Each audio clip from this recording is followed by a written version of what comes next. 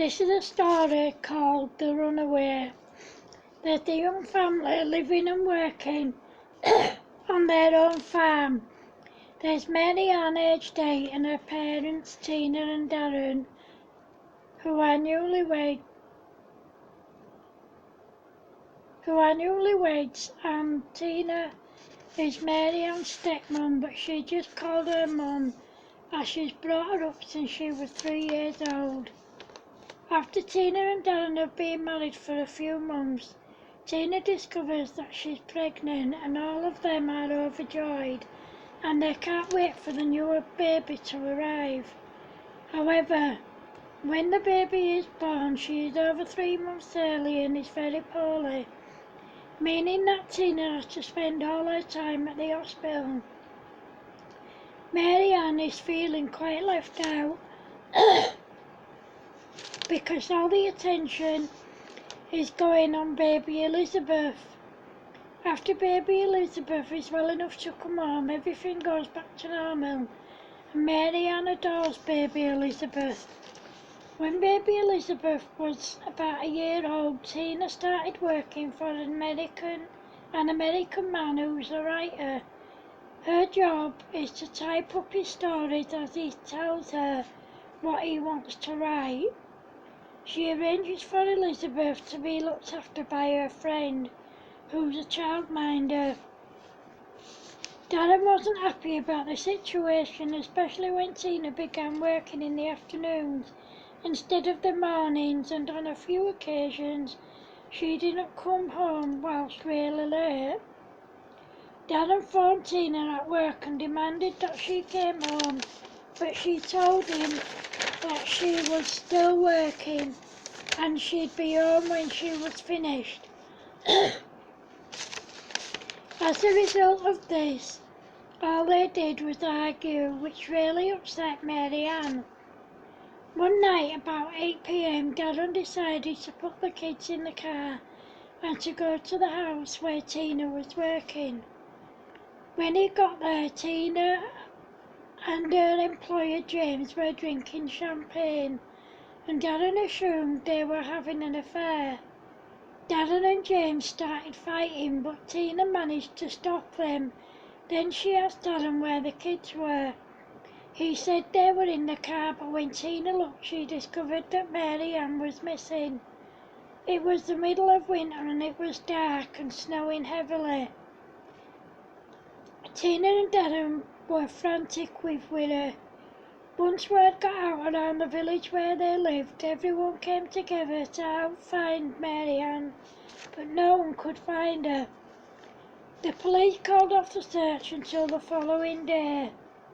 After Mary Ann had been missing for 24 hours, Darren and Tina went on national TV to appeal for her to come home.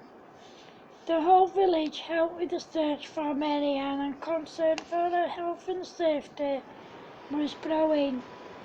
Darren and some of the men from the village even searched at night, but they couldn't find her anywhere. People, including the police, were losing all hope of finding her alive.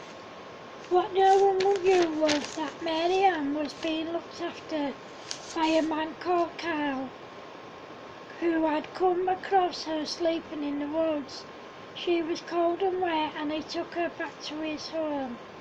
He planned to take care of her until she was well again. After 2 days, the man told Mary Ann that he was going to take her home. Mary Ann said, "I'm not going home, and if you make me, I'll run away again to a place where no one will ever find me." Carl told Mary Ann that her family were worried about her. All she said was, "They don't care about me. All they ever do is argue. They only care about themselves, not me." "That's not true, Mary Ann." "It is true. I know it's true." Okay. I won't make you go back yet, but you have to go back at some point. I can't keep looking after you. If the cops find you here, they'll arrest me for kidnapping you and I'll end up in jail. Is that what you want?" "No, I don't want you to go to jail, but I'm not ready to go home yet. Please let me stay.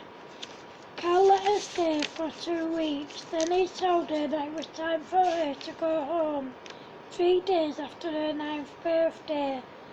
As you can imagine, her parents were very relieved to see her, and they couldn't stop hugging and kissing her and crying with relief.